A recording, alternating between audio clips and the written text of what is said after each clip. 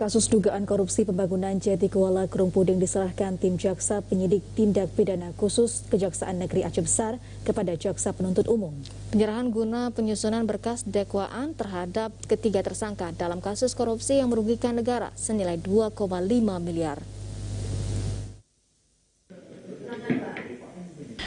Proses penyerahan MZ, TH, dan YR, tersangka kasus korupsi Kuala Krung Puding, Kecamatan Long, berlangsung di ruang tahap 2 Kejaksaan Negeri Aceh Besar pada hari Rabu pagi. Selain tersangka, tim penyidik tindak pidana khusus juga menyerahkan bukti dokumen, baik kontrak maupun bukti pembayaran dan bukti lainnya. Penyerahan menyusul selesainya proses penyidikan di tingkat jaksa tindak pidana khusus yang telah dimulai pengusutan sejak April 2020 lalu.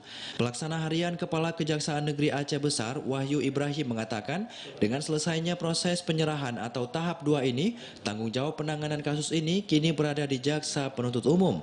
Tim Jaksa Penuntut Umum juga akan menyelesaikan berkas dakwaan terhadap ketiga tersangka agar kasus ini segera dilimpahkan ke Pengadilan Tindak Pidana Korupsi. Tak hanya itu, Jaksa Penuntut Umum juga bertanggung jawab terhadap penahanan ketiganya hingga 20 hari ke depan.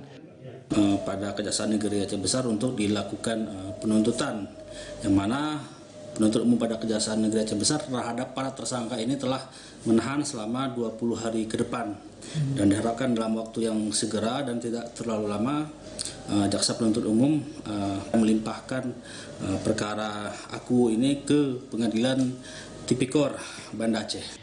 Seperti diberitakan, MZ yang merupakan Kepala Dinas Perumahan dan Kawasan Permukiman Aceh ditahan bersama TH, pejabat pelaksana teknis kegiatan, pada pembangunan Jati Kuala Krung Puding di Kecamatan Long Aceh Besar sejak 8 Oktober lalu.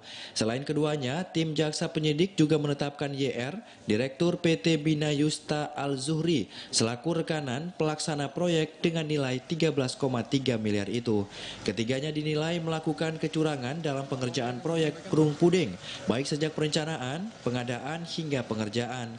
Akibatnya negara dirugikan 2,3 miliar sebagaimana hasil penghitungan kerugian negara dari BPKP Aceh.